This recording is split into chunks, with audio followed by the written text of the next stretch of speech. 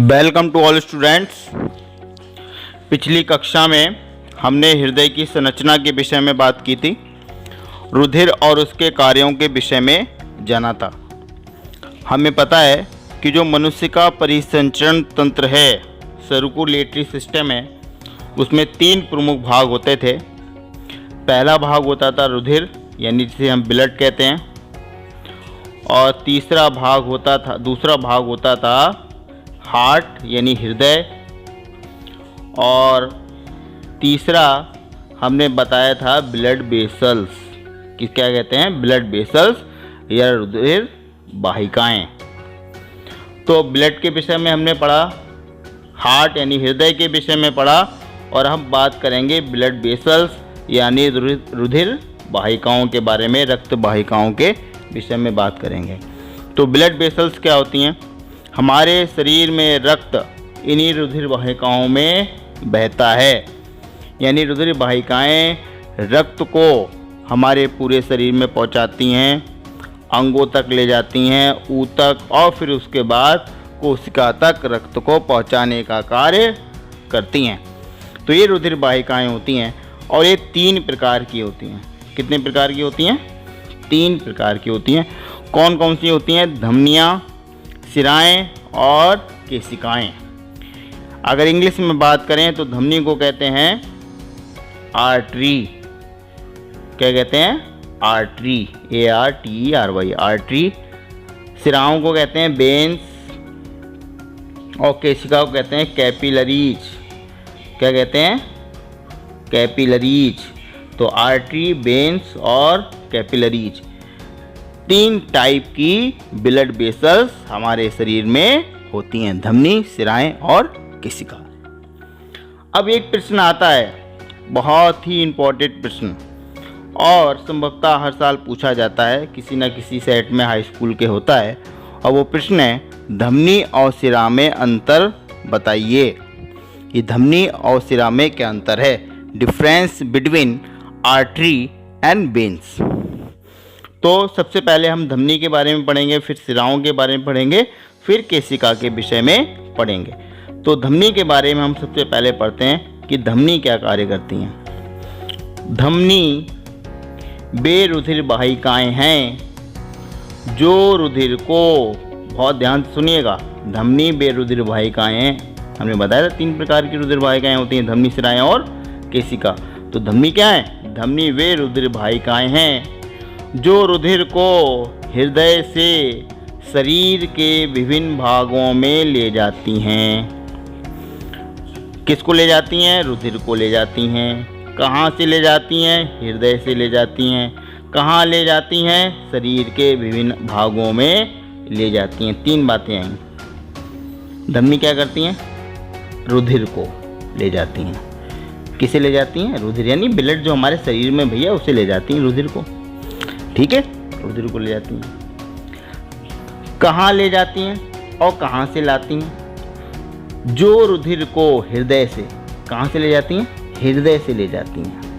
हृदय क्या करता है? हमारे शरीर में रक्त पंप करने का कार्य करता है। तो वो क्या करता है कि हृदय से जो रुधिर है वो शरीर के विभिन्न अंगों में जा रहा है। किसके द्वारा जा रहा है? धमनियों के द्वारा जा रहा है। तो बात क्लियर हो गई कि धमनी वे रुधिर वाहिकाएं हैं जो रुधिर को हृदय से शरीर के विभिन्न भागों में ले जा रही हैं। अब धमनी में ऑक्सीजनित शुद्ध रक्त बहता है। इसका अर्थ क्या हुआ भाई? रक्त हृदय से कहाँ जा रहा है? रक्त हृदय से विभिन्न भागों में, विभिन्न अंगों में जा रहा है। तो रक्त कैसा होना चाहिए? उसमें ऑक्सीजन की मात्रा ज़्यादा होनी चाहिए। तो ऐसा रक्त जिसमें ऑक्सीजन की मात्रा ज़्यादा होती है, याद कर लीजिए, उसे ऑक्सीजनेटेड ब्लड या शुद्ध रक्त के नाम से जानते हैं। तो अब शुद्ध रक्त नहीं बोलेंगे, बार बार क्या बोलेंगे? Oxygenated blood. क्या बोलेंगे?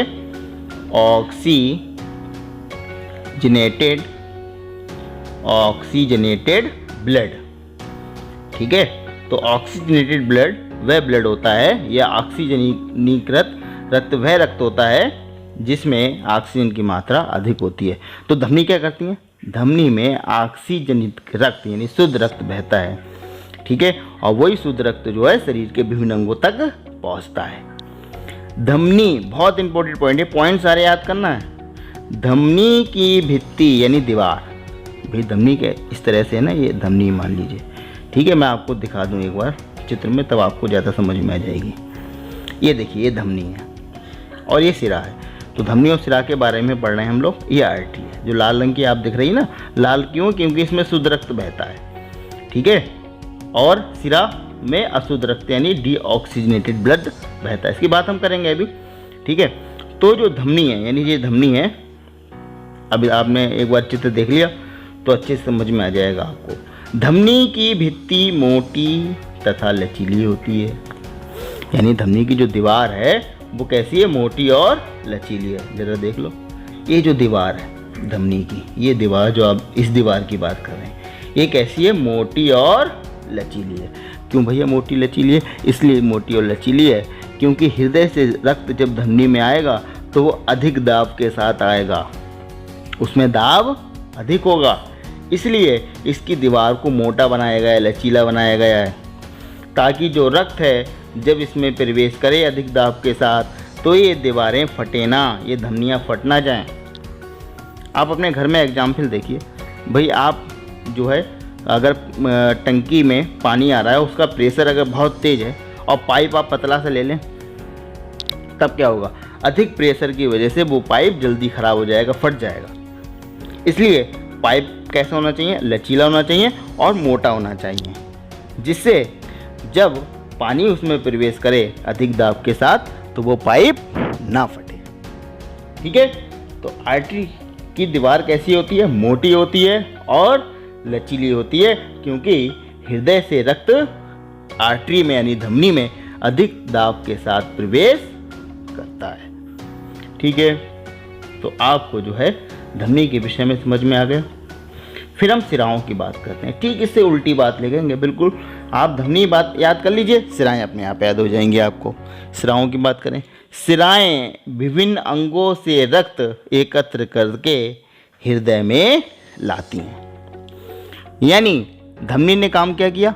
धमनी ने रक्त को हृदय से अंगों तक पहुंचाया और सिराएं इसका ठीक विपरीत काम कर रही हैं।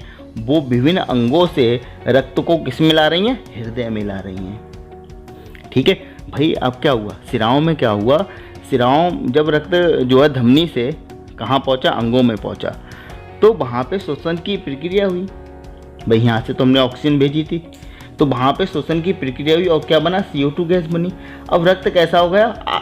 डीऑक्सीजनेटेड हो गया। यानी डीऑक्सीजनेटेड का मतलब रक्त अशुद्ध हो गया, उसमें कार्बन डाइऑक्साइड की मात्रा ज़्यादा हो गई, ठीक है। जिसकी वजह से रक्त क्या है? दोबारा हृदय में आएगा, ठीक है। विभिन्न अंगों से कहाँ आएगा? दोबारा हृदय में आएगा। तो सिराएं क्या करती हैं? सिराएं विभिन्न अंगों से रक्त को हृदय में लाती हैं। अब क्या होगा? अगला, सिराओं में बी ऑक्सीजनित रक्त बहता है। बी लिख दिया है यहाँ पर, इसे हिंदी में इस तरह से लिखते हैं, बी ऑक्सीजनित रक्त या डीऑक्सीजनेटेड ब्लड, अशुद्ध रक्त बहता है।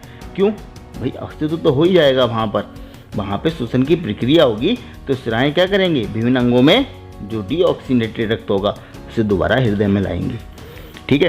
तो सिराओं में कैसा होता है? डीऑक्सीजनेटेड ब्लड होता है। आप देख सकते हैं आपके सिराएं हैं नीले रंग से, इसे इसीलिए दिखाया गया है क्योंकि इसमें डीऑक्सीजनेटेड ब्लड है। और आर्टरी में कैसा है? ऑक्सीजनित रक्त है। आप सरल भाषा में समझें तो इसमें शुद्ध रक्त है और इसमें अशुद्ध रक्त है, ठीक है। मैं एक बार पॉइंट्स फिर से आपको रिवाइज करवा दूंगा, आपको आज बिल्कुल अंतर याद करवा दूंगा, ठीक है। हाँ, पेपरों में एक बार और इस वीडियो को देख लेना, आपको धमनी और सिरा में अंतर याद हो जाएगा। और 3 अंक का प्रश्न आता है, आपके नंबर 3 पक्के करवाना है, ठीक है। तो आप देखेंगे कि सिराओं की भित्ति मोटी नहीं होती है। धमनियों की भित्ति कैसी थी? मोटी थी, लचीली थी। सिराओं की भित्ति मोटी नहीं होती है क्योंकि रुधिर का दाब यहाँ पर क्या होता है? कम होता है। रुधिर के दाब की जरूरत नहीं होती है। तो सिराओं की भित्ति कैसी होती है? मोटी नहीं होती है क्योंकि यहाँ पर रुधिर का दाब बहुत अधिक होता ही नहीं है। तो बहुत मोटा और लचीले होने की कोई ज़रूरत नहीं होती है। यहाँ पर एक पॉइंट और जोड़ना है कि सिराओं में बाल्ब होते हैं। क्या होते हैं? बाल्ब पाए जाते हैं, यानी कपाट पाए जाते हैं, ताकि जो रक्त है वो दोबारा जो है नीचे की तरफ ना आए, हमेशा हृदय की तरफ जाए। ठीक है, लौट कर वापस ना आए, बैक फ्लो ना हो, इसलिए सिराओं में कपाट लगे होते हैं, जबकि धमनी में कोई कपाट नहीं लगे होते हैं। यहाँ पे दाब ही इतना तेज है, कोई रोक ही नहीं सकता उसे, इसलिए कपाट की कोई ज़रूरत नहीं है। यहाँ पे कपाट की ज़रूरत है क्योंकि ताकि जो है जो ब्लड है वो बैक फ्लो उसका ना हो। ठीक है, तो आप देखिए ज़रा ध्यान से, ये धमनी और ये सिरा। धमनी क्या करती है, हृदय से रक्त को कहाँ लाती है, सभी अंगों में ले जाती है।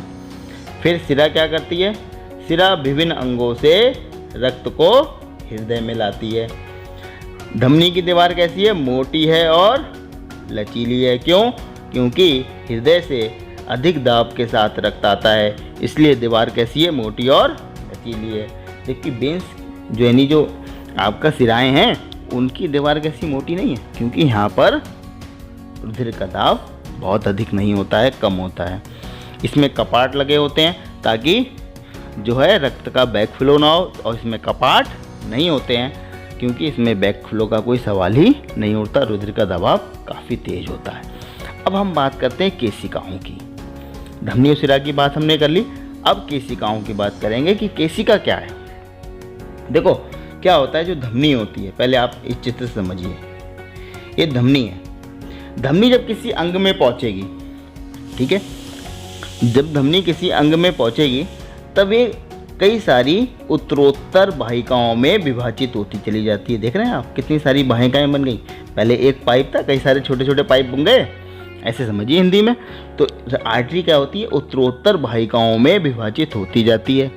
और इससे होता क्या भाई, क्यों विभाजित हुई, एक थी, एक नहीं हो सकती थी, नहीं एक नहीं हो सकती है, कई सारी वाहिकाओं में विभाजित होगी, क्योंकि अब यहाँ पर क्या होगा, कोशिकाओं में रक्त पहुँचाना है। कहाँ पहुँचाना है हमें, कोशिकाओं के अंदर रक्त ले जाना है। इसलिए जो कैपिलरी है, जो आर्टरी है, वो कई सारी वाहिकाओं में विभाजित होकर के क्या बनाती है, कैपिलरी यानी केशिका बनाती है। क्या बनाती है, केशिका बनाती है। और इन्हीं केशिकाओं के बीच क्या होता है, पदार्थों का आदान प्रदान होता है। भाई जो आर्टरी में ऑक्सीजन गई है वो प्रत्येक कोशिका तक जानी चाहिए कि नहीं जानी चाहिए, और वो किसके द्वारा जाती है, वो इन्हीं केशिकाओं के द्वारा जाती है। और केशिकाओं का निर्माण कैसे होता है, इन्हीं आर्टरीज के द्वारा होता है। अब क्या होता है, अब जब केशिकाओं ने जो है पहुंचा दिया जो सारा जो ऑक्सीजन लेकर आई थी, पहुंचा दिया कोशिका तक, अब यही केशिका क्या करती हैं, आगे चल के सिराओं का निर्माण करती हैं। किसका निर्माण करती हैं, सिराओं का। और कब निर्माण करती हैं, जब रक्त को शरीर के किसी अंग से दूर ले जाना हो, ठीक है, या हृदय में ले जाना हो, कहीं और ले जाना हो, तब जो है वही जो केशिकाएं हैं वो वेन्स का निर्माण कर लेती हैं। तो मेनली आर्टरी और वेन्स, इनके बीच में जो है आपकी केशिकाएं पाई जाती हैं, जिनमें पदार्थों का आदान प्रदान होता है। ठीक है, तो ये बात हमारी किसकी हो गई, धमनी, सिरा और केशिका की हो गई। और इसी प्रश्न में एक प्रश्न का हमें उत्तर मिल गया कि धमनी और सिराओं में क्या अंतर होता है। तो भैया अब रक्तदाब के बारे में पढ़ते हैं। इसे इंग्लिश में कहते हैं ब्लड प्रेशर। क्या कहते हैं, ब्लड प्रेशर के नाम से जानते हैं, रक्तदाब कहते हैं। ठीक है, तो रक्तदाब क्या होता है, रुधिर वाहिकाओं की भित्ति के विरुद्ध जो दाब लगता है उसे रक्तदाब कहते हैं। एक लाइन की डेफिनेशन है एनसीईआरटी की, रुधिर वाहिकाओं की भित्ति यानी रुधिर वाहिकाएं जिनमें रक्त बहता है उसकी दीवार पर जो दाब लगता है उसे रक्तदाब कहते हैं। जैसे आपके घर में एक पाइप है, उसे टंकी से लगा दीजिए तो उसमें पानी बहेगा, तो क्या करेगा वो पानी, वो पाइप की जो दीवार है चारों तरफ की, जो चारों तरफ की दीवारें हैं उन पर एक प्रेशर लगाएगा, एक दाब लगाएगा। और वही दाब क्या होगा, वही हम रुधिर वाहिकाओं के संदर्भ में पढ़ें तो वही दाब क्या होगा, रक्तदाब कहलाता है। तो रुधिर वाहिकाओं की भित्ति के विरुद्ध जो दाब लगता है उसे रक्तदाब कहते हैं। और यह दाब सिराओं की अपेक्षा धमनियों में बहुत अधिक होता है, क्योंकि धमनियाँ क्या होती हैं, सीधे हृदय से जुड़ी होती हैं, और हृदय जो है अधिक दाब के साथ धमनियों में रक्त को पंप करता है, इसलिए धमनियों में रक्तदाब अधिक होता है और सिराओं में कम होता है। धमनी के अंदर रुधिर का दाब निलय प्रकुंचन के दौरान प्रकुंचन दाब तथा निलय अनुशीतलन के दौरान धमनी के अंदर का दाब अनुशीतलन दाब कहलाता है। अब रक्त दाब दो प्रकार का होता है। आपने देखा होगा कि हृदय की संरचना आपने देखी है, उसमें क्या होता है भाई, नीचे निलय होते हैं और ऊपर क्या होते हैं, ऊपर आपके जो है आलिंद होते हैं।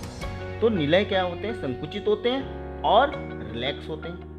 ठीक है, यानी संकुचित मतलब ये सिकुड़ते हैं। तो जब निलय सिकुड़ते हैं यानी निलयों में संकुचन होता है, ठीक है, तब वहाँ पर कौन सा दाब होता है, तो वहाँ पे प्रकुंचन दाब होता है।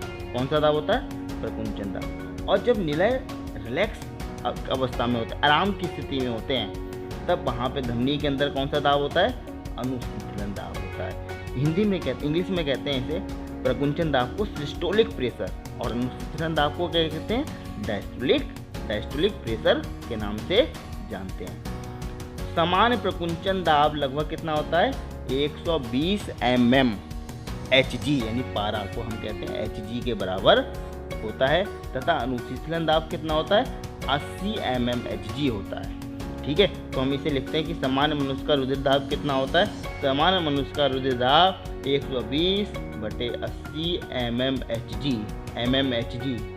120, फिर से लिख देता हूँ, 120 mm Hg या Hg जो होता है पारा का प्रतीक होता है, तो 120 mm Hg 120/80 mm Hg होता है। ठीक है, तो आपसे कोई पूछे कि सामान्य मनुष्य का रक्तदाब कितना है, 120/80 mm Hg होता है। 120 क्या है, प्रकुंचन दाब है, और 80 क्या है, अनुशीतलन दाब है। ठीक है, समझ में आ गया। अब रक्तदाब को कैसे नापते हैं, आप डॉक्टर के पास गए होगे, ब्लड प्रेशर जरूर चेक कराया होगा, आपके घर में किसी ने जरूर चेक कराया होगा। ठीक है, हो सकता है आपने भी कभी चेक कराया हो। तो वो यंत्र का क्या नाम है, उस यंत्र का नाम है स्फिग्मोमैनोमीटर। क्या नाम है, स्फिग्मोमैनोमीटर से आप देख सकते हैं, इसमें देखो एक रबर का बना हुआ गुब्बारे जैसी संरचना होती है, और इसमें पारे के द्वारा जो है रक्तदाब को नापा जाता है। इसकी संरचना आप जो है किसी डॉक्टर के पास जाकर के समझ सकते हैं, और आपको इन छुट्टियों में कम से कम स्फिग्मोमैनोमीटर से कैसे जो है रक्तदाब चेक करते हैं सीखना चाहिए। ठीक है, तो स्फिग्मोमैनोमीटर नामक यंत्र से रक्तदाब नापा जाता है। उच्च रक्तदाब को अति तनाव भी कहते हैं। यदि हाई ब्लड प्रेशर है, कहते नहीं ब्लड प्रेशर बहुत हाई हो गया, तो कब होता है, जब व्यक्ति बहुत तनाव लेता है, ठीक है, बहुत टेंशन ले लेता है, तो उसका रक्तदाब कैसे हो जाता है, ज़्यादा होता है। और ऐसी स्थिति में क्या होता है कि धमनियाँ उसकी सिकुड़ जाती हैं, रक्त प्रवाह में प्रतिरोध बढ़ जाता है, यानी रुकावट हो सकती है, धमनी फट सकती है। ठीक है, और आंतरिक रक्तस्रावन हो सकता है, यानी इंटरनल ब्लीडिंग हो सकती है, अंदर ही अंदर ब्लड भर जाएगा पूरे शरीर में। ठीक है, कहीं धमनियाँ अगर फट गई तो, और इससे व्यक्ति की मृत्यु भी हो सकती है। तो हाई ब्लड प्रेशर जो है ठीक अवस्था नहीं है, हमें अति तनाव नहीं करना चाहिए। ठीक है, तो ये रक्तदाब के बारे में पूरा आर्टिकल था, और रक्तदाब के बारे में हमने इस वीडियो में समझा। इससे पहले हमने ब्लड वेसल्स यानी रक्त वाहिकाओं के बारे में समझा, और धमनी सिरा के बारे में अंतर भी जाना। ठीक है, तो अब जो है हम आगे और दूसरे नए टॉपिक के साथ आएंगे, तब तक